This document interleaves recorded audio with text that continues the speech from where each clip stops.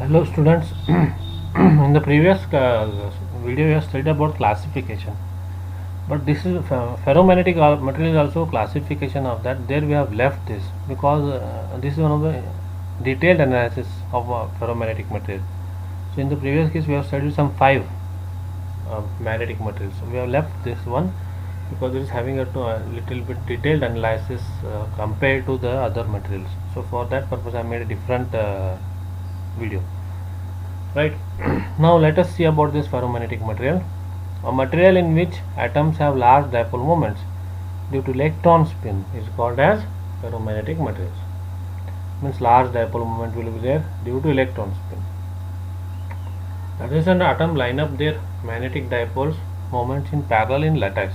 In lattice form it will line up the adjacent atom.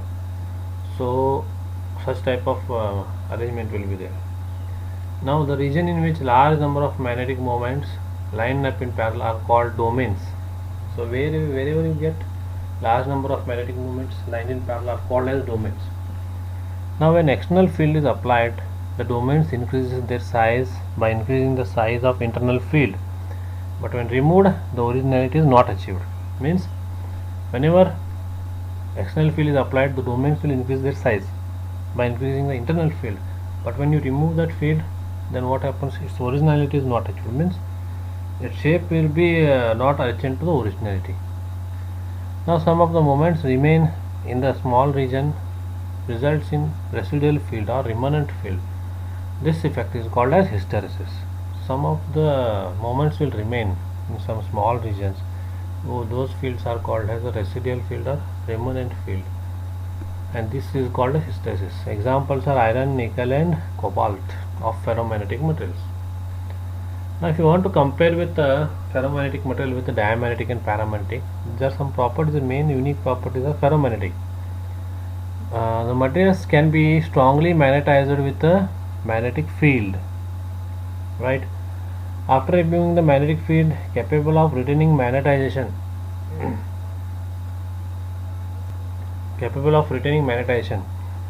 Now when these materials are heated above certain temperature, their properties are lost and called as a linear paramagnetic. Such a temperature is Curie temperature, and for iron Curie it is 770 degrees Celsius. Means these will lose their property when you have a certain temperature. So those temperatures are called as what Curie temperatures, right? As these are non-linear materials, the relation between B and H fails because mu r depends only on B. So mu r depends only on B. So these are some properties of what? Unique properties. So therefore you can compare this with ferromagnetic and paramagnetic. This will give comparison. Now we see what is the behavior of the ferromagnetic material. The behavior of the ferromagnetic material represented in terms of magnetic domains. So behavior, how you can classify it, we can represent in terms of magnetic domains. The magnetic domain is what? The small region in which all the magnetic dipoles are perfectly aligned but vary from domain to domain. Means magnetic domain is a small region in which all the magnetic dipoles are perfectly aligned but vary domain to domain. Hence virgin material is said to be non-magnetized state. If any virgin material is there, that is said to be non-magnetized state. When a current carrying wire is around this material, magnetic field is produced. When the magnetic material is placed in the external field dipoles, we try to align in this direction.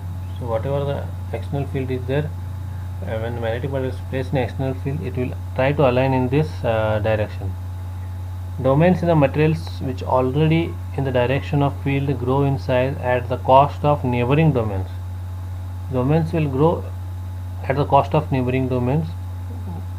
That is what in size it will grow based on the neighboring domains. Now you can see here a random orientation of magnetic dipoles in ferromagnetic material under non-magnetized state. So like this in domains are, these are the domains. In that you can have a dipole moments, directions, right?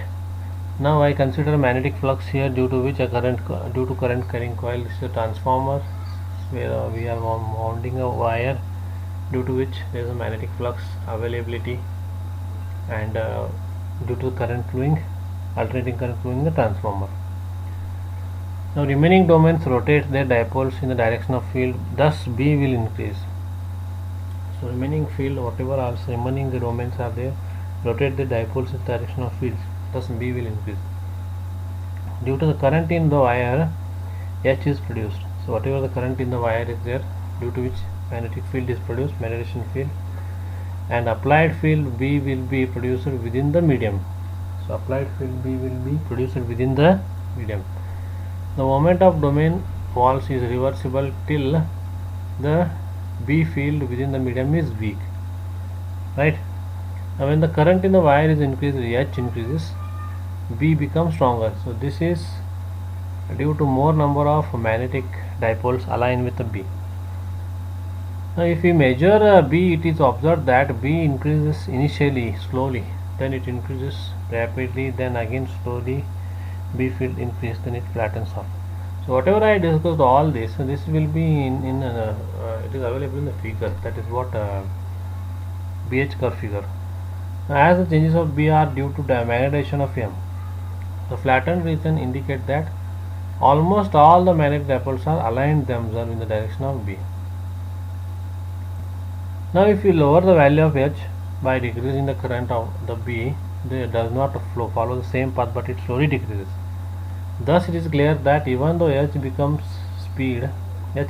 0, there exists a certain B which is called as residual flux density. Now the magnetic material which retains the high residual flux density is called as hard magnetic material. So material which retains high residual flux, such a material is called a very hard magnetic material. So as I told you previously in the whatever explanation, this is about this hysteresis loop and magnetization characteristics of ferromagnetic material.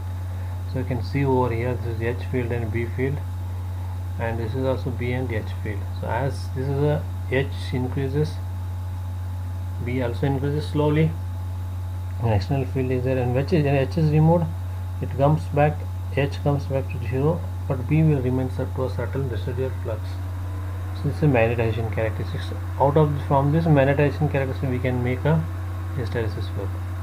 So magnetization, maximum magnetization, magnetic field intensity, and the flux density, maximum residual flux density, and coercive force, these are HC and S.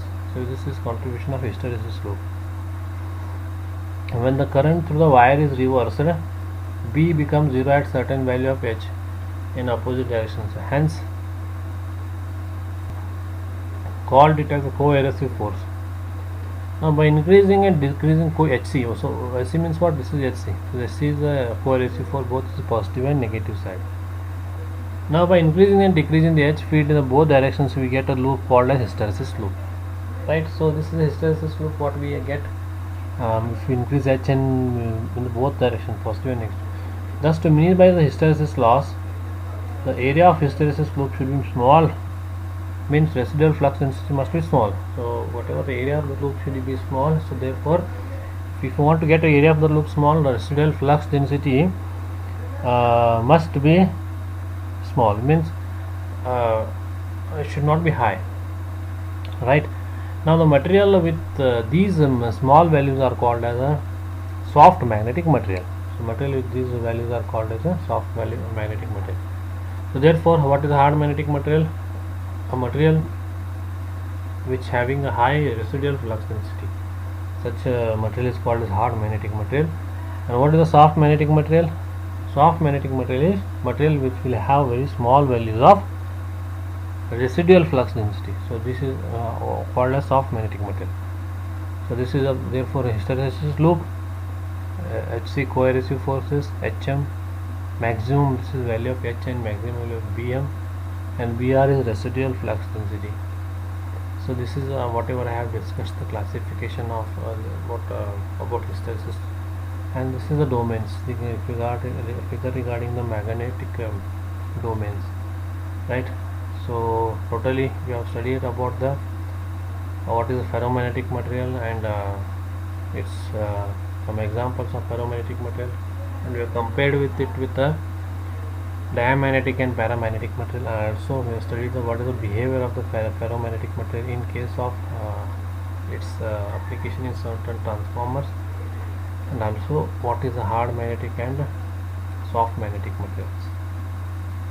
Thank you.